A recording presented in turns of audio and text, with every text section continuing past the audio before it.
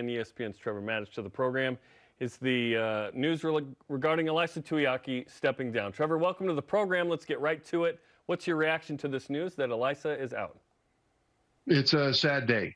Sad day because Coach Tuiaki has been a good coach. He's been a good mentor for players. He has been incredibly loyal to the program and to Coach Tuiaki and to everybody around him. He is a good man. And you can see his impact in the culture of the BYU football program. That having been said, I think it's the right thing for both sides to move on into the future. But keep in mind that as emotionally bad as it's felt on defense the last couple of years, he had 5 years where he was in the top 50 of scoring defense nationally. And so he's done a lot of very good things. And I think at this point, it's important to remember those good things because you're talking about a very good man. And for everybody in the program, it is extraordinarily difficult to make this goodbye. Last 3 years, BYU's 28-9, and it wasn't all offense that got that done. But as they move to the Big 12 now, and Kalani Sitake has the job of filling the job, where should he look? He should look to a defensive coordinator that has a couple of features. One is somebody who's got a knack, a talent for maximizing the scheme to the talent that's available on defense so that your playmakers are in position to make plays. Another is he needs to have the heart of a teacher. In other words, he needs to be able to teach the techniques of football, not just what to do, but how to do it. You know, when you look at Baylor, for example, Matt Rule when he was there, and when he was at Temple before that, now he's at Nebraska. I spent time with him in Waco on my tours in the off season and watched tape with him, talked to his assistants at length about the way they teach technique. And in an age where people practice really fast, they teach technique in the meeting off the tape. Coach Rule at Temple and at Baylor, and I expect in Nebraska as well, were hardcore technique in practice coaches. That was their first priority. Now, they didn't skimp on the scheme. They didn't just simplify things so people could run fast. They actually required a lot mentally of their defenders. But they made sure that first and foremost, they knew how to defeat the guy in front of them. And the new defensive coordinator himself and whatever new defensive staff may come in with that new coordinator need to be able to focus first and foremost on maximizing every physical capability of every player through technique. ESPN's Trevor Matich is on BYU Sports Nation. Would it benefit BYU more going into the Big 12 in year one with the guy who has already been a defensive coordinator previously, or could it be a position coach who is upgraded and perhaps molded by the experienced Kalani Sitake? Ideally, you would want somebody who has been a defensive coordinator before. And there are a lot of good places to look. I mean, there are some very successful group of 5 defensive coordinators. Now that BYU is going into the Big 12, you may even be able to get a Power 5 defensive coordinator to make a transition laterally. But at the same time, there are a lot of outstanding position coaches, assistant coaches who have not been coordinators, but who have been groomed to be coordinators and who would be ready to step in and take that role, especially with Coach Sitake to mentor them because he is a defensive guy as well. And so you don't have to have a guy with coordinator experience. I think what you really need is to make sure you fit the features that you want in that guy and make sure that he can fulfill those features, which is to say maximize talent and teach technique. How about a guy with geographical features, so to speak, someone from Texas or Oklahoma in the Big 12 who can help with recruiting instantly by showing up in this kind of a role? That's another thing that Coach Rule did at Baylor. And we talked about this at length. He didn't have any Texas roots when he went there, but he hired some of the top people in the world of Texas high school football who knew the personalities and the culture of Texas high school football and how to make sure that you are respectful of that culture. The last thing you want to do is think you're doing the right thing, but you're not. And because now they've got so many games against Texas teams in the Big 12 and Oklahoma State, which is just up the road from Dallas, you've got parents of recruits now who might be more inclined to consider BYU because they'll be able to drive to multiple games of their sons without having to go all the way to Provo. And then, of course, BYU retains the California and Utah connections. But to have a staff that understands and knows well from a personal standpoint Texas high school football would really help BYU get a jump start on recruiting. Oh, by the way, BYU played a football game on Saturday. Let's talk about it as the Cougars take down Stanford, as mentioned.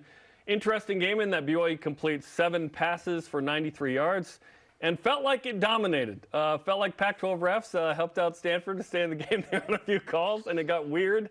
Jaron Hall gets hurt, appeared to be an ankle. Jacob Conover came in.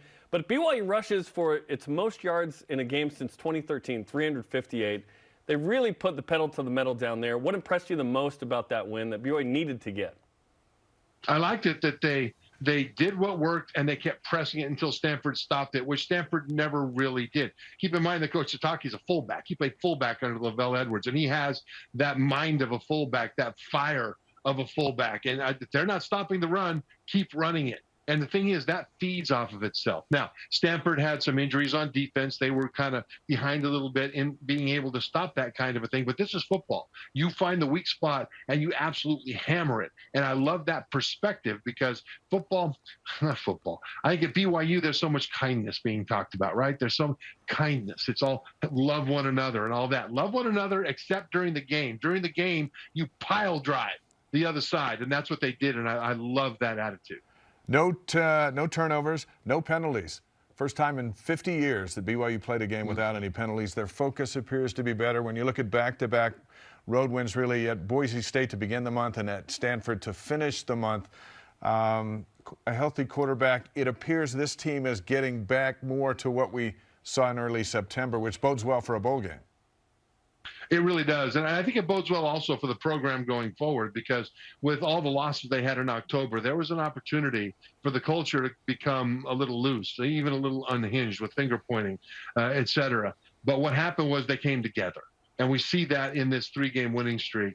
And that's important because, yes, for the bowl game, that makes it more likely that they'll have a good experience there. It would be great to win that bowl game so they go into the offseason with another win propelling them. But at the same time, the culture of BYU is ultimately what is going to make BYU successful. It's what has made BYU successful. And the way that they finished the regular season against Stanford is a triumph of a culture that was under siege for a long time in the month of October, and they brought it back to where the home roots are. Let's talk about Jacob Conover. Last couple of weeks, Trev, we've talked about sort of what we've seen or not seen and what we've read into that related to Jacob. It's hard to know, too, on Saturday because BYU with Jacob Conover in ran 10 straight run plays, and it was successful for a touchdown drive that ultimately sealed the game since Stanford didn't even get a PAT off the next drive after they scored, making it a 9-point game. What did you take away from Jacob Conover coming in, threw one pass, put it in the dirt because Isaac Rex wasn't open on a screen, but BYU was running the ball effectively? Yes, and it's amazing what happens when you start getting downhill and you keep going downhill, right? It's amazing. I thought Jacob Conover did a lot better than some people on message boards think. I mean, they say, well, he just handed off. They didn't let him throw the ball, et cetera. Well, handing off in that offense, in any college offense really, is a complex thing. And we see backup quarterbacks come in during games all over college football, and all of a sudden the mesh points are a little bit off. They're fumbling snaps. They're fumbling handoffs. They're tossing the ball into a place where the receiver isn't able, or the running back on a pitch isn't able to get it. And I thought Jacob Conover did a fantastic job of executing what he was asked to execute at a very high level. We still don't know what he can do in a game as a passer. But he did come in under pressure, off the bench, and did everything he was asked to do at a high level. And I think that's a good start. As the center of the national championship team, when you look at what BYU's offensive line did to Stanford on Saturday, and Stanford is as banged up as BYU is, but they're always stout and physical, and no one expected BYU to run like that against Stanford. They expected them to beat them. But how about the offensive line play? Did you feel, and do you feel like they're finally coming into their own as pile drivers, as you say? I thought they showed that they can do it. It has not been a consistent pile driving performance week after week, and the defense has something to say about that as well. They've played some very good defenses, but it's good to see them get that attitude, to get that taste at the end of the season, because again, at this point, we're looking at what happens going forward. And what happens going forward now, we'll see what happens in the bowl game, is the culture and the attitude. And this BYU offensive line next year, even though they'll lose at least one and maybe two guys to the NFL, they still will be an experienced, talented, big, powerful bunch of guys. And so I think having that kind of taste, that downhill taste, is something that if I'm in that offensive line, I'm in the coach's office during the offseason and say, hey, we like that. Keep doing that. Keep giving us that opportunity to get rolling in the running game. And so, this offensive line, again, had a chance to kind of go, I don't want to say the word selfish, but to play for themselves. And what they showed at the end of the season here is that instead of doing that, they all came together and played better and better as a group as the month of November wore on. And that shows you something about the character of those players. Jaren Hall got hurt in this game, unfortunately didn't finish, but BYU was in control. Otherwise, maybe he toughs it out in a different way, right? But when he goes out, BYU's up pretty comfortable. Any concern moving forward to the bowl game? He said he feels like he's going to play. It looked like an ankle sprain. We don't know for sure, but any concern from you? A little bit. If it's a high ankle sprain, that's a little bit tough. And if he doesn't have that surgery where they put a couple of literal cables inside the ankle to support your bones while the tissue around it heals, then if it is a high sprain, then that's something that could be aggravated at that time. I don't know that would hurt him in the draft if he decides to go to the draft. But from a standpoint of what he can do, a big part of his game is improvising on the move.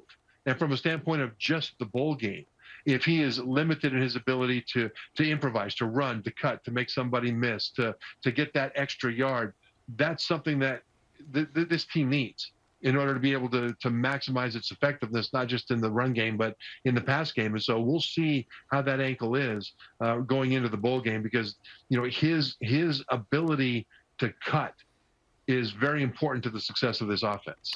We are anticipating the release of the Big 12 schedule later this week. Athletic Director Tom Holmoe told us December 1st. That's Thursday.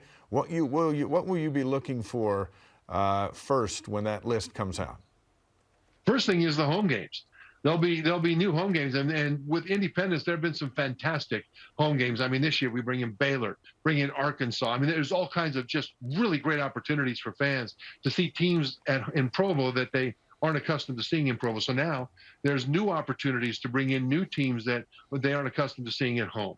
The second one is, where are those road games? Because now they're going to be able to start a concentrated effort going forward at recruiting on the road in Big 12 play. And right now, as an independent, they've recruited all over the country because they've gotten the BYU brand into literal living rooms of potential recruits that really don't know too much about them. They've been able to meet people, parents and recruits in different places in Wisconsin and Florida, that wouldn't be able to meet them. Now, having such a concentration in Texas and then with Oklahoma State, I'm interested to see where the road games are, because now they have to hit the ground running on that same kind of a thing, because road games in conference are to win the game, but they're also to build the future. And so that future will be built on this first year of road games. Okay, and final thought, we've got 30 seconds. Who are your 4 teams who next Sunday will make the college football playoff? Well, right now, the top 4 I expect to be Georgia, Michigan, TCU, USC. Of those, USC is the one most likely to lose their conference championship game. I think ESPN's FPI, Football Power Index, gives the Utes a 62% chance of beating USC. And I don't know that it's that good of a chance, but there's your opportunity. Then it becomes, do you have 2-loss Alabama or 1-loss Ohio State to get that 4th spot should one of those top 4 lose? So I think the top 4 will likely win. I think USC will likely beat Utah. But still, you've got a controversy sitting there between Alabama and Ohio State should one of those teams falter. If we learned anything from last week, it's that we don't know anything, which is very exciting. But with that said, go Trojans for multiple reasons. Trevor, we appreciate the time, man. I hear you. Thanks, guys.